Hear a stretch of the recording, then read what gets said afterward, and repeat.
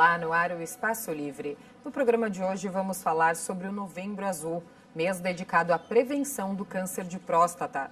Esse é o segundo tipo de câncer mais comum entre os homens brasileiros. São mais de 13 mil mortes por ano, uma a cada 40 minutos. Nosso convidado é o médico uro-oncologista Marcelo Bendac, presidente da Associação Latino-Americana de Uro-Oncologia. Obrigada pela presença, doutor. Eu que agradeço, Carol, muito obrigado pelo convite, é uma honra estar aqui com vocês. E doutor, por que o câncer de próstata é tão comum entre os homens? Não existe uma explicação plausível para isso, que possa ser dada de uma forma simples.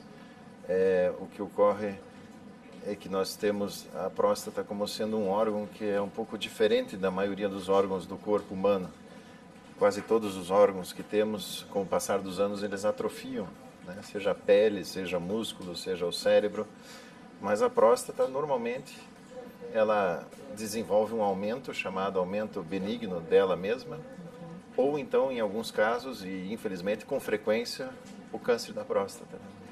E quais são os sintomas do câncer?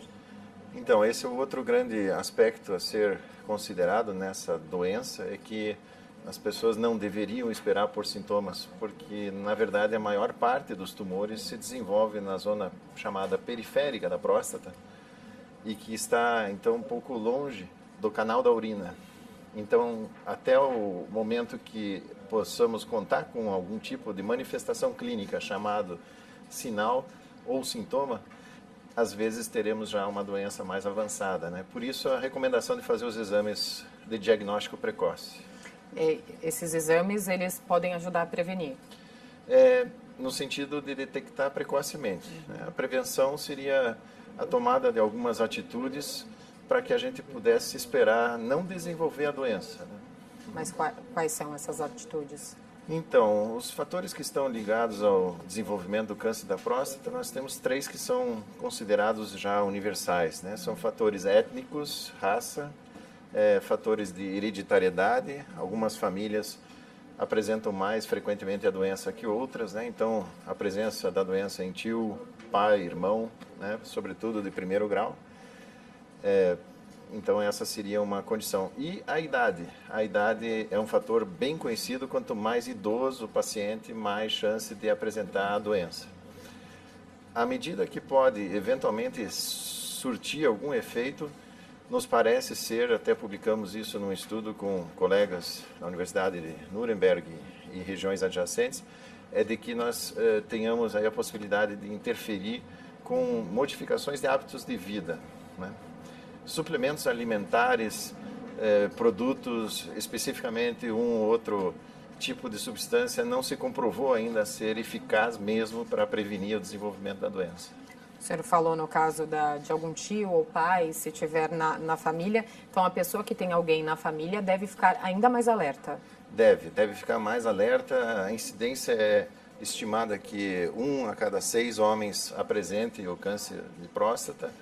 E se houver, então, essa presença na família, faz com que a pessoa deva mesmo procurar o médico, né, mais cedo um pouquinho. Inclusive, muitas sociedades internacionais recomendam que a pessoa procure cerca de 5 anos mais cedo do que o normal da população. E com qual idade os homens devem começar a procurar para fazer esses exames? Então, uma discussão muito intensa, longa mesmo, em várias sociedades também internacionais, mas que apontaram recentemente, alguns anos atrás, para vamos dizer assim, um atraso, uma ida com cerca de 50 a 55 anos, mas já se observou que aumentou o número de pessoas com doença avançada e possivelmente metastática, quer dizer, não só na próstata, mas fora dela. De modo que a recomendação que eu faria pessoalmente seria, como, né, membro presidente da sociedade, seria que fosse a partir dos 40, 45 anos de idade.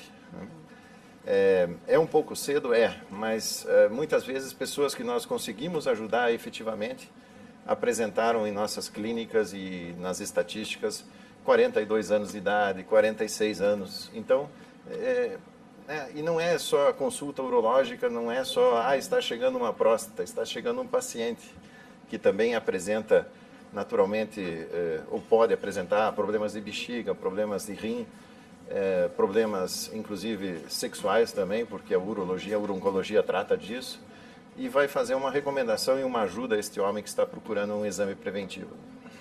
E a gente sabe que a maior incidência, né, da doença é após os 65 anos.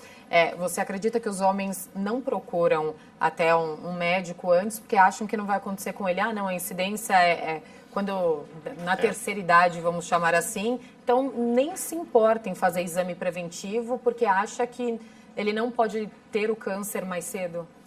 Em verdade, é uma loteria.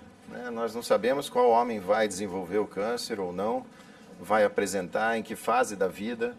Então, é natural que alguns possam ter evitado exames preventivos e ter tido a sorte de não desenvolver a doença, mas, infelizmente, temos o contrário, aquele que detectou já tardiamente e, por conta disso, vai ter a sua longevidade, o seu tempo de vida diminuído por condições da doença. Doutor, os homens ainda têm receio em procurar médico, em procurar um urologista, ainda tem medo, né, dos exames de toque, tem medo até do diagnóstico de um câncer de próstata, por exemplo? Eu acho que o receio existe em todos, né? E nós vemos uma redução dessa condição de preconceito, nós vemos um esclarecimento cada vez maior, né, até por conta do trabalho de vocês, é fundamental para esclarecimento, mas eu diria assim que os homens procuram muito menos os médicos do que procuram as mulheres. Isso é estatística não só europeia, quanto brasileira também. Sabemos também que homens acompanhados, casados, têm a sua esposa controlando melhor a saída ao médico e até por conta disso tem mais tempo de vida do que os outros que estão solteiros. Mas eu acredito sim que a mudança do pensamento vai acontecendo e está em andamento, né? Qual seria o ideal? Porque as mulheres costumam ir ao ginecologista pelo menos uma vez por ano para fazer os exames preventivos. Esse seria o ideal para os homens também? O que nós recomendamos habitualmente é uma vez ao ano, por uma questão de praxe, uma questão de costume, uma questão da pessoa colocar no calendário, né? Sabemos que pessoas mais jovens que porventura tenham no seu exame o PSA, por exemplo, que é uma proteína que pode estar associada em valores mais altos à presença do câncer, mas não somente porque ele não é um marcador de câncer, é um marcador de próstata. Sabemos que um paciente que tem um PSA muito baixo, um exame físico muito bom, não tem nenhuma dificuldade, poderia talvez ter um intervalo um pouco maior. Mas eu acredito que a rotina e o pré-estabelecimento de um agendamento é bom para o paciente. Ele vai se, vamos dizer assim, disciplinar. Além de urologista ou a pessoa que realiza o exame de próstata, ele deveria procurar anualmente um cardiologista, né? E também a frequência de retorno dependerá de fatores que ele apresente na consulta, né? Então, tudo isso fica muito personalizado e deve ser encarado geralmente, então, como sendo uma regra anual, né? A ideia é fazer um check-up geral, vamos dizer assim, uma vez ao ano. Uma vez ao ano. Então, cardiologia, né? Urologista e dependendo de fatores, por exemplo, pele muito clara, tipo de pele, também deve-se fazer uma consulta ao dermatologista e assim por diante, de acordo com os fatores de risco que apresenta. E doutor, qual que é a importância, né, do Novembro Azul na prevenção do câncer de próstata? É um momento de reflexão, um momento de conscientização e esses programas, assim como Outubro Rosa, né, são, acredito eu, muito bons, né, mas a mulher já está mais conscientizada. Então, o homem precisa, talvez, 2 novembros azuis, enquanto a mulher teria um outubro somente. É mais difícil atingir os homens? É mais difícil porque, não sei se só por mim, mas os homens normalmente são mais teimosos, né? Acho que todos. E como que é feito o diagnóstico do câncer, doutor? O diagnóstico do câncer da próstata é feito através do exame físico, né, do exame digital retal da próstata e através da avaliação do exame de sangue, o PSA, que é uma proteína que está dentro das células prostáticas que pode, no entanto, aumentar por vários fatores, fatores inflamatórios, a modificação do tamanho da próstata, pode concorrer próstatas maiores com mais PSA no sangue, a idade também, quanto mais idoso, maior o PSA. De modo que nós fazemos uma análise em relação ao PSA, ao tamanho de próstata, à idade, ao exame do toque, e a partir desses dois fatores elementares, na maioria das vezes associado ao exame de ecografia, que mede o tamanho da próstata, então nós definimos um grau e probabilidade de risco desse paciente em apresentar uma doença. A partir disso pode-se lançar mão, então, havendo suspeita, de hoje fazer uma ressonância magnética multiparamétrica complementar e ou a biópsia prostática. A biópsia prostática é o exame mais definitivo, porque havendo doença nesse resultado em que se colhe a amostra, se colhe o tecido da próstata, a partir disso se tomam as decisões, o que fazer, como fazer, etc. Mas aí vem a fase, caso o exame seja positivo, vem a fase de avaliação de até onde a doença se encontra e qual a carinha que ela tem. Exatamente. Quais são os tratamentos mais utilizados no caso do câncer de próstata? Então, os tratamentos mais utilizados e considerados clássicos são a cirurgia, né, radical, chamada prostatectomia radical. Pode ser a céu aberto, pode ser laparoscópica convencional, pode ser laparoscópica robótica. Existe ainda uma técnica chamada via perineal, pouco utilizada no Brasil e vários outros centros também, pouco utilizada. Temos a radioterapia dividida em externa ou teleterapia. A radioterapia que é feita à distância, a fonte de radiação está um pouco distante do paciente. E a radioterapia chamada de braquiterapia, que é a colocação de sementes radioativas no interior da próstata. Né? Essas são as formas mais clássicas para a doença localizada. Teríamos ainda aí a possibilidade de complementação do tratamento na fase de doença localizada, mas com alto risco ou mais agressiva, ou já localmente avançada, com hormonioterapia. Teríamos também algumas outras fases, hormonioterapia de segunda linha, vamos chamar assim, e quimioterapia. Na parte que diz respeito à doença localizada, temos aí uma situação interessante da possibilidade hoje de utilizar uma técnica chamada HIFU, né? Que é o ultrassom de alta frequência e intensidade. Doutora, a gente vai continuar falando sobre o HIFU daqui a pouco e sobre os tratamentos, né, do câncer de próstata. Vamos para um rápido intervalo e já voltamos com o Espaço Livre. Até já!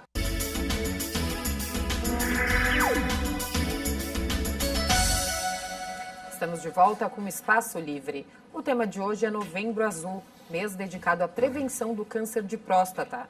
Nosso convidado é o médico uro-oncologista Marcelo Bendac, presidente da Associação Latino-Americana de Uro-Oncologia. Doutora, a gente estava falando sobre os tratamentos, né, do câncer de próstata e o senhor começou a falar de um tratamento diferente que muitas pessoas não conhecem, chamado HIFU. Explica pra gente o que é esse tratamento. Então, o HIFU, ele se utiliza do ultrassom de alta frequência e intensidade. O que significa isso em termos gerais? Nós não podemos vê-lo e nós não conseguimos ouvi-lo. Ele precisa ser demonstrado através de um equipamento específico que apresenta onde ele é aplicado. É uma técnica de grande precisão, porque a ultrassonografia, quando então dirigida concentricamente num determinado ponto, chamado ponto focal, o exemplo que se pode dar é a lupa no Sol, talvez seja mais fácil de explicar assim. Quando se coloca a lupa no Sol, em um determinado ponto que você concentre os feixes de luz do Sol, você consegue queimar aquele ponto. A mesma coisa se sucede com a ultrassonografia, naturalmente muito bem controlada e definida a região que vai ser eliminada, que vai ser destruída pela aplicação. Mas a grande vantagem desse tipo de método é poder se contar com a distância da fonte aplicadora até a área de lesão, como sendo 1, 2, 3 centímetros aproximadamente. E com isso nós podemos definir com o ultrassom normal, que se conhece, preto e branco, que todos fazem durante as ecografias de gestação ou exames ecográficos abdominais, nós podemos definir a aplicação e eliminação do tecido prostático que esteja doente. Se nós aplicamos e destruímos esse tecido através da ultrassonografia e eliminamos a área que esteja com o câncer, nós podemos considerar que este método trate o câncer e elimine a doença. né? Só que com a diferença para os outros métodos convencionais ou clássicos em que a gente vai ter uma redução dos riscos de efeitos colaterais. Isso que eu ia te perguntar, quais são os efeitos colaterais, por exemplo, de uma quimioterapia, radioterapia? A químio, vamos talvez deixar para um comentário, né, em outro momento, porque normalmente é utilizado para doença avançada, né? Mas a radioterapia, ela apresenta índices de complicação na área sexual e na área miccional, quer dizer, para fazer condição de urinar e segurança da urina, né, que é a continência urinária. Então, a radioterapia apresenta índices maiores de complicações. Da mesma forma, temos esses índices maiores também na cirurgia, se comparados com o HIFU. Vamos aos números. Por exemplo, uma cirurgia pode causar dificuldade de ereção ou dificuldade de relação sexual na ordem de 50% a 80% dos casos após a cirurgia. Algumas estatísticas pouco menos, mas de modo geral é esse o índice apresentado nos consultórios para os pacientes. A incontinência urinária, ou a condição de não conseguir segurar a urina após uma cirurgia radical, varia de cerca de 7% a 15%, né? Se nós considerarmos que o HIFU apresenta índices de dificuldade de ereção após o tratamento de 7% a 26%, nós temos uma redução verdadeira de pelo menos 3 vezes o índice de pessoas com o problema, né? E o HIFU apresenta incontinência de 0% a 2%. Então também é uma diferença estatisticamente bastante significativa. A radioterapia, por sua vez, tem índices de dificuldade de ereção de 40% a 60%. E de dificuldade de segurança da urina em torno de 5% a 8%. Então, se nós comparamos os índices e efeitos colaterais relacionados aos métodos, vemos que o HIFU é o que tem menos chance de causar uma complicação desse gênero. Na radioterapia ainda teria a possibilidade de causar algum efeito colateral sobre o intestino, mais precisamente sobre o reto, porque está muito próximo da próstata, né? E desta maneira, o que nós teríamos que ter preocupação é justamente com a questão oncológica. Alguém pode dizer, não, mas então, se o HIFU causa menos efeitos colaterais, ótimo. Mas e a situação da doença em si, que é o principal e que é o objetivo do tratamento? A felicidade é, então, que estudos recentemente publicados, recentemente já diríamos aí de 2013 a 2017, apontam para um índice praticamente semelhante de cura quando comparamos o HIFU com as técnicas convencionais. E essa preocupação, então, reduziu muito e foi apresentado, inclusive, num resumo, numa publicação do Journal of Endourology, o Jornal de Endurologia Internacional, no mês de abril desse ano de 2017. Com isso, nós estamos aqui com essa tranquilidade para justamente passar essa informação ao público. Então, o HIFU ele pode ser visto como um substituto da terapia clássica? Nem sempre. Nem sempre, tem alguns casos que não. Nós devemos considerá-lo como mais uma opção terapêutica, como uma arma que pode ser usada e que pode ser, inclusive, também, e essa decisão, essa participação da decisão deve ser em conjunto com o paciente, né? Mas não uma substituição geral e irrestrita, mas sim uma excelente opção em casos selecionados, em pessoas que possam receber a técnica, né? Só que representa, de fato, um grande número de pessoas que seriam submetidas às outras técnicas, né? Isso é importante ressaltar. É uma condição que mudará nos próximos anos o panorama dos tratamentos aqui no nosso Brasil. E o HIFU ele é indicado para todos os tipos de câncer? O HIFU tem essa condição de ter sido muito bem estudada para o câncer de próstata.